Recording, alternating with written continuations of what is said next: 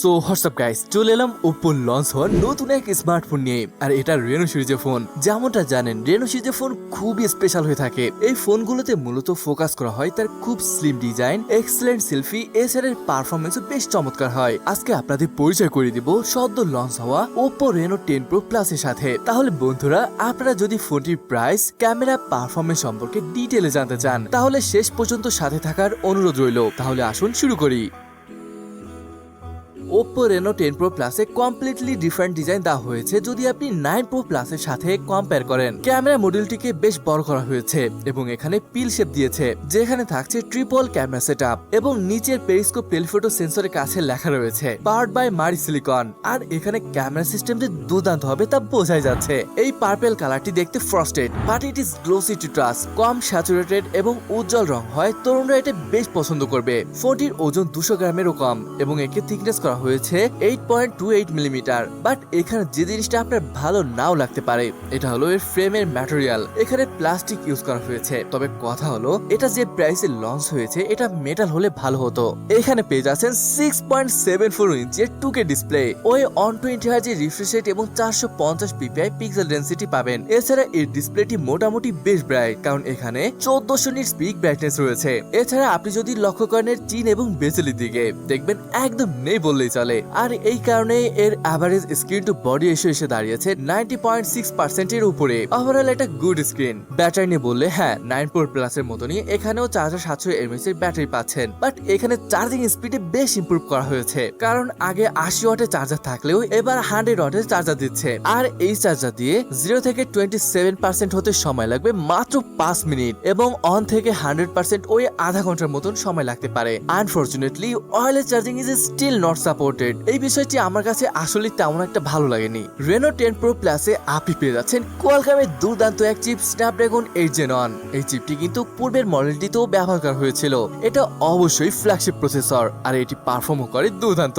যদি এখানে latest 8 Gen 2 use করা হতো তাহলে হয়তোবা আরো বেটার হতো। যাই হোক, এই ফোনটি সারপ্রাইজিংলি গেমিং এর জন্য বেশ ভালো মতো অপটিমাইজ করা হয়েছে। ফোনটি গেমিং টাইমে খুব একটা গরম হয় না, যেহেতু ফ্ল্যাগশিপ চিপ, তাই এখানে যে কোনো গেম, যে কোনো ভারী অ্যাপ খুব সহজেই ইউজ করতে পারবেন কোনো প্রকার ঝামেলা ছাড়া। আসুন এবার কথা বলি ফোনটির ক্যামেরা সেকশন নিয়ে। এগেইন এখানে পেয়ে যাচ্ছেন ট্রিপল ক্যামেরা সেটআপ, যেখানে এর মেইন ক্যামেরাটি 50 মেগাপিক্সেলের সনি IMX890 সেন্সর, সেকেন্ড ক্যামেরাটি IMX3558 মেগাপিক্সেলের আলট্রা ওয়াইড যার FOV 112 ডিগ্রি এবং যে স্পেশাল সেন্সরটি রয়েছে এটা 64 মেগাপিক্সেলের OV64B পেরিস্কোপ টেলিফোটো সেন্সর। ফ্রন্টে আসলে এখানে পেয়ে যাবেন 32 মেগাপিক্সেলের একটি সেলফি ক্যাম। ভিডিওগ্রাফি নিয়ে বললে মেইন ক্যামেরা এবং telephoto camera 4K 60fps support করে, বাট আলট্রা ওয়াইড সেন্সর দিয়ে শুধু 1080 তে ভিডিও রেকর্ড করতে পারবেন। ভালো ব্যাপার হলো ফ্রন্ট ক্যামেরা তো 4K 60fps সাপোর্ট করে। আসুন এবার দেখে আসি কিছু ফটো এবং ভিডিও স্যাম্পল।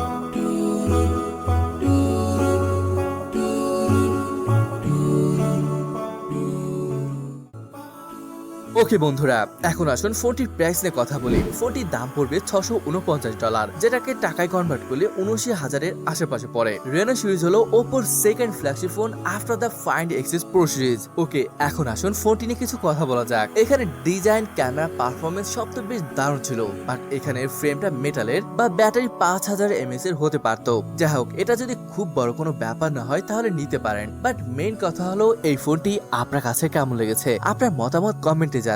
তাহলে বন্ধুরা, এই ভিডিওটি না হয় এখানে শেষ করছি। দেখা হবে পরের ভিডিওতে।